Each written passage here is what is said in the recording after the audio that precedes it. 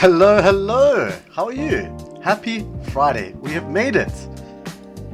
And I thought I'd celebrate that by sharing the most evil deck there is in Pokemon Pocket. Let's get started. So there are 4 real decks right now. There's the Altaria, there's Hydreigon, there's Suicune, and sometimes you can throw Oricorio in there, the Oricorio Zone, because every once in a while it just needs to get beaten into submission by Hydreigon. But then, like sometimes you'll find it, you know, trying to farm the Altarias, which it does.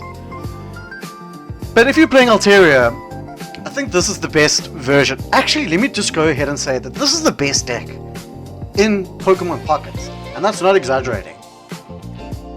It can high roll harder than any other deck, and when it gets set up, no deck has an answer for it. So I'm going to go through it. We're going to talk about some of the games, we're going to talk about the meta, we're going to talk about the trailer that just dropped. You know, I've got a lot of thoughts about everything. So let's get started. A little bit more about the deck. People say that they've tried this deck and the deck breaks. It really shouldn't. Like, I handicapped myself recently by playing just one copycat. I put in the second copycat, everything solved itself.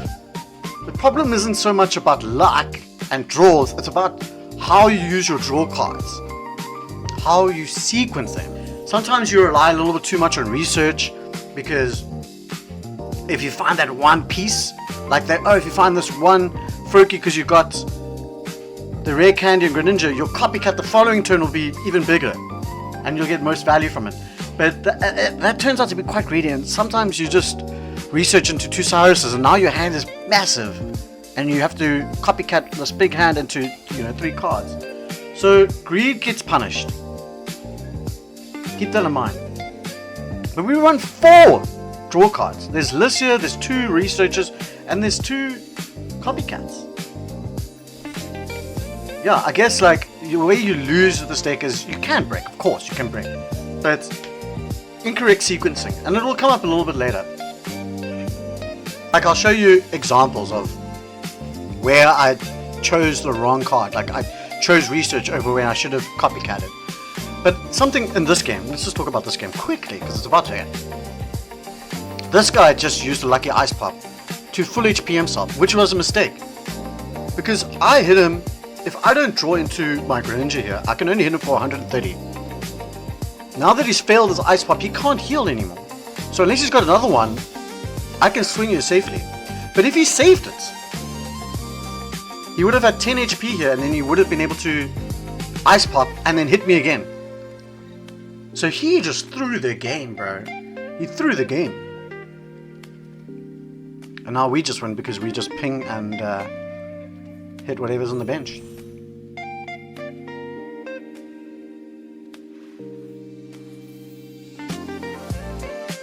I know I know that some people just do not like Altaria, and some people just do not like Greninja. But I say to you, I say to those people, do you like winning?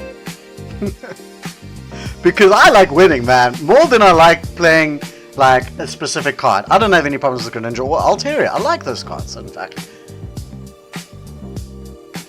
So this is the worst start you can have. It's a Froakie going first.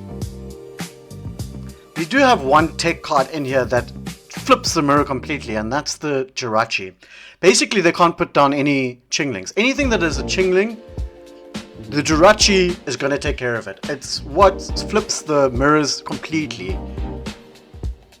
Like, you could put in a Frogadier to like help your Greninjas evolve against the Chinglings, but I just like the Jirachi, man. It does sometimes get a little bit tricky running just one Chingling, especially in like Suicune games or like Hydreigon games where you actually really need that item luck. But just in terms of a better roundup, the Jirachi does a lot of work. Also, Jirachi with ping damage, you're doing 50 damage to anything on the board. That's nasty, bro. Also, can we just talk about like how I just managed to rare candy Greninja into Altaria? So now hold on. I'm like, what? Why are they playing Indeedee? know, I guess people are experimenting with this deck. This is a very popular deck. It is, because it's so strong. I think it's the strongest deck in the game. It's the strongest deck we've ever had, in my opinion. But the general rule with Alterias is whoever attacks first loses. Whoever attacks the other Altaria first wins. So we get like a nice decent 130 damage off here. And we've got 2 Cyruses in our deck, so we very much won this game. There is a little bit of decision that comes up now. Like, they try to get crafty with me, but like, I'm onto them. Because I know they're just lists yet, so I know they've got a Swablu in their hand, right? I do not want to flip coins, man. Because that's another thing about this, the Altaria games, is Swablu can just put you to sleep. And then you don't win, and then you don't land a heads. You stay asleep, and this thing just evolves into 130 damage dealing beast. And now you just lost. So now we just got the win condition in our hand. I do not want to see a Swablu, so I'm not going to KO. Don't take the KO. I've got the win in my hand. What's the point of KOing here? If I KO the Froakie, they just put down the Swablu and put me to sleep. Then I have to flip a coin. No thank you. I'd rather just win.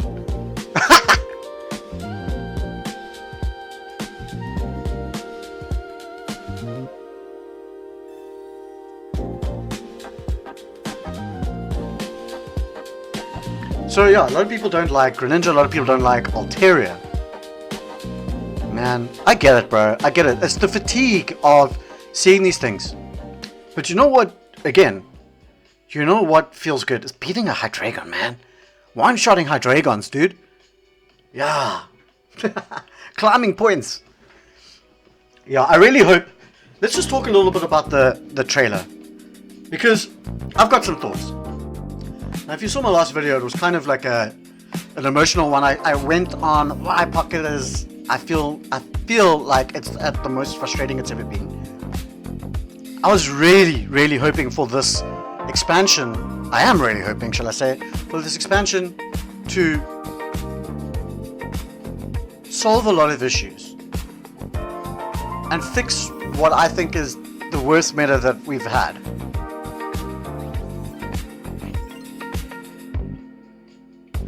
Because games that are relied on if you can wake up or not, or if they can find their rare candy or not, just seems like, or if they can heal with like an ice pop a lot, just seems like the RNG is like at 11. So I really was hoping for something that was just going to balance that out. Balance out the things that are dominating, balance out the Hydreigon. And so my biggest hope was with Masquerada. I love Masquerada. It was one of my favorite cards that we've ever had in Pocket. I think the card design for the original Masquerada was peak Pocket. We had a Darkrai problem, so they went and they created an anti-Darkrai card.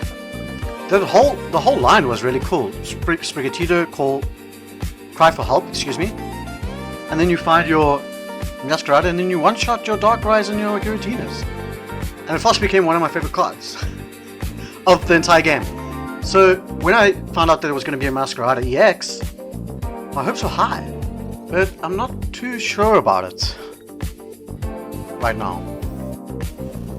The other card I want to talk about is the stadium that they showed us. The stadium is showing me that...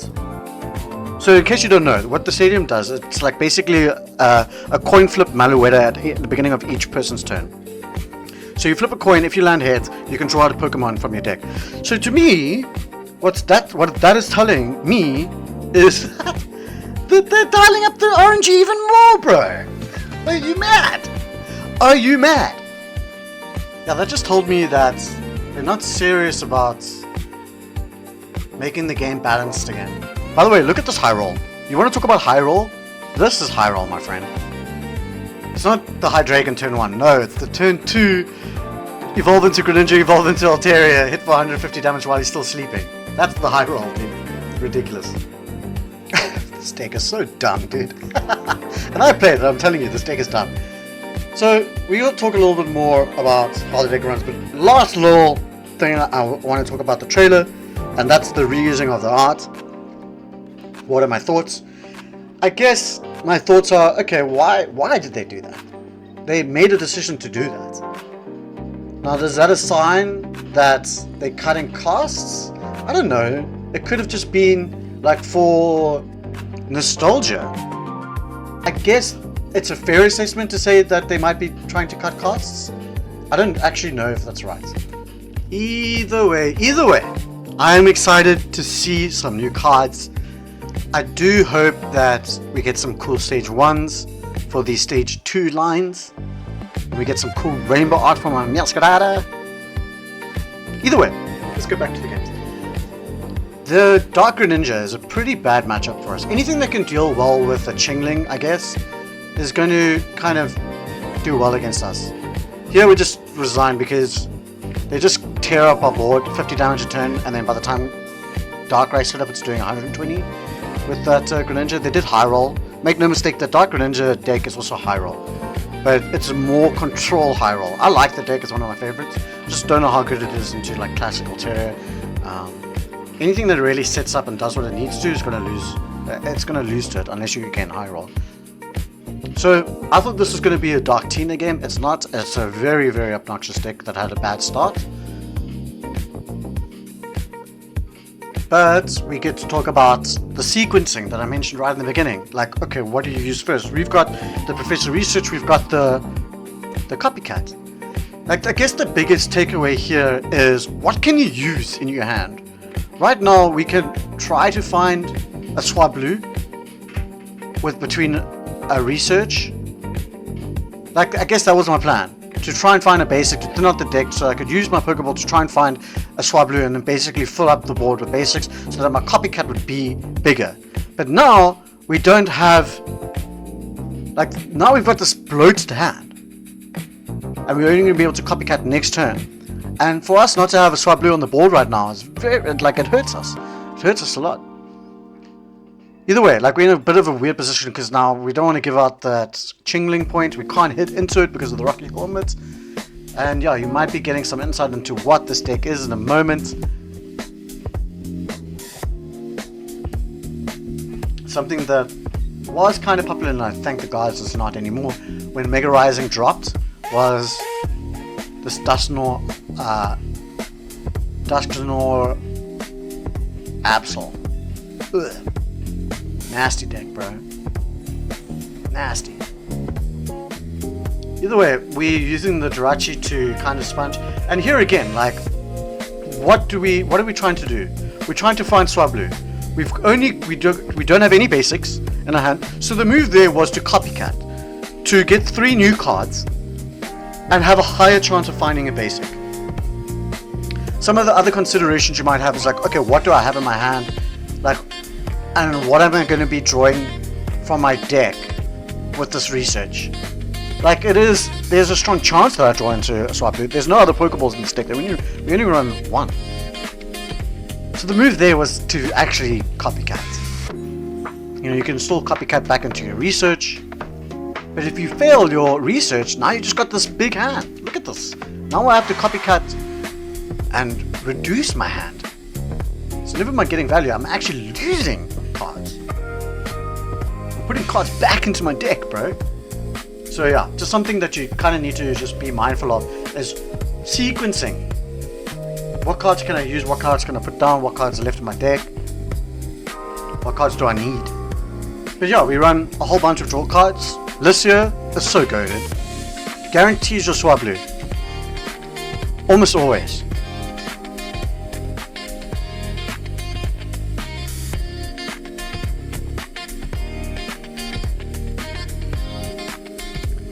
If I wanted to buy extra turns, I could have sized up a Dusknoir and then basically set up.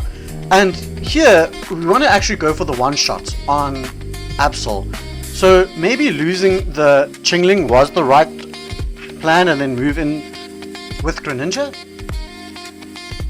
And that way I can find the spot for my Froakie, set up another Greninja, go for a 170 damage knockout on the Absol. They're in a tough spot. This next turn I've got 190 HP Mon that they're going to have to deal with. They're going to need size to do anything with this board. And here, like, we're baiting out the the extra energy, because now they're committing so much energy to this Darkrai. Like, if I take out the Darkrai, I win. They've got nothing else on the board, and then I just set up. I've got time to set up.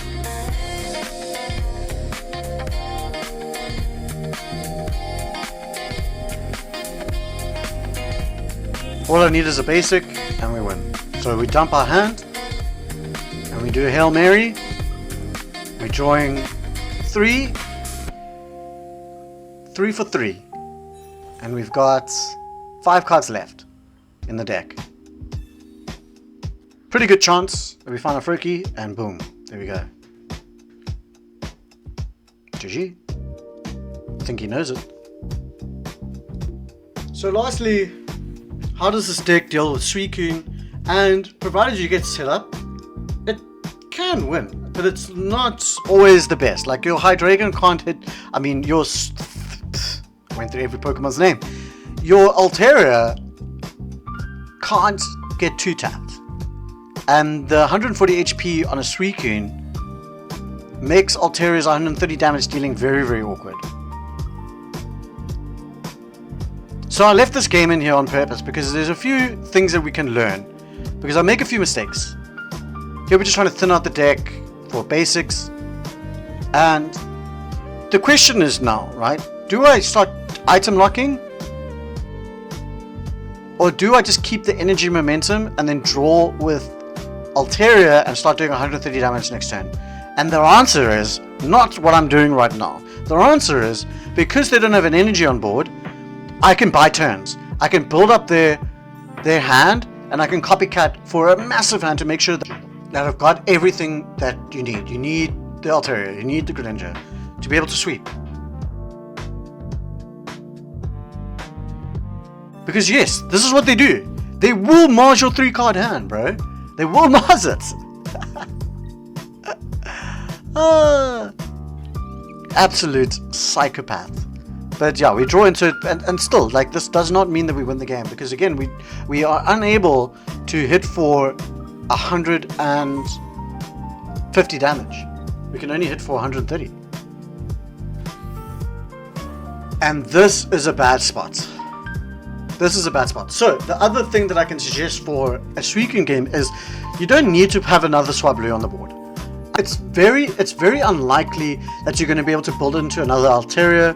And also, like, they're just going to Cyrus up whatever they hit. So, I like to have the Jirachi down, because Jirachi can often do that finishing KO on whatever you just attacked, and also with the Greninja, it's doing 50 damage with the ping. And then you can come in with your Altaria afterwards and, you know, KO whatever's left. Provided they don't evolve into a Greninja EX. It's just things that I guess I've learned that I want to just impart. Like, I've beaten most of the Suicune games, but there are mistakes, and there were a few that I did here in this one.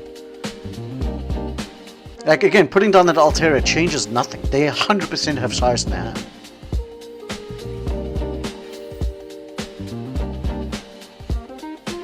And because we don't have any healing or any sustain, this Greninja can just tank a hit and then finish us off. So we have to pick up Cyrus to win the game. That's why it's also useful to ping something else on the board, so that if for some reason you lose the Greninja, that you're able to Cyrus it up at a later stage. I like to go for the Ndidi because they're never putting a water energy on that to erode it up. It's very unlikely that they do that though.